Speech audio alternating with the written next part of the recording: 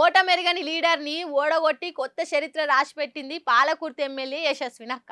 మస్తు చదువుకుందామే, నేర్చుకునే వయసు ఉంది, ఓపిక కూడా బాగానే ఉన్నట్లుగా కనబడుతుంది. కానీ కొంచెం తడబడుతుంది. ఫస్ట్ టైం కదా, ఇట్లనే ఉంటుంది. ఇక అప్పటిదాకా ఈ ట్రోల్స్ గీల్స్ తప్పవనుకోన్రి. ఇంతకు యశస్విని మేడం ముచ్చటెందుకు వచ్చింది అని అంటారా? అయితే దేకో ఎక్బార్. యశస్విని మేడము మీరేదో అన్నారని బయట ఒక్కటే వార్తలు చక్కర్లు కొడుతున్నాయి. అసలు ఏమన్నారో ఓసారి చెప్పరాదురి, మేము కూడా తెలుసుకోవాలి కదా. రాబోయే రోజులలో బీఆర్ఎస్ పార్టీ నిజంగానే ఎక్కడ కనిపించదు. ఇంకా బీజేపీ వాళ్ళందరూ వాళ్ళతోటే ఇప్పుడు పొత్తు.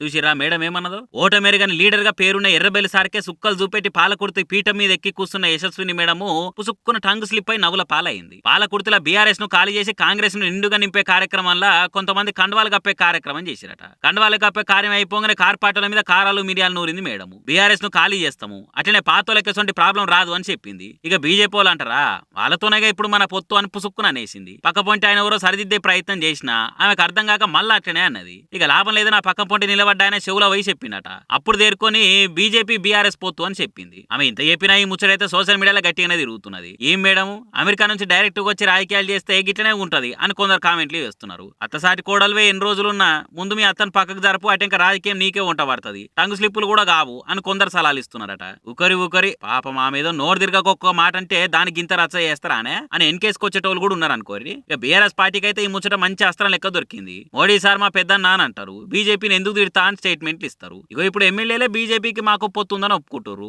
ఇది కదా బీజేపీ కాంగ్రెస్ చీకటి దోస్తానం అంటే అని స్టేట్మెంట్లు ఇస్తున్నారు.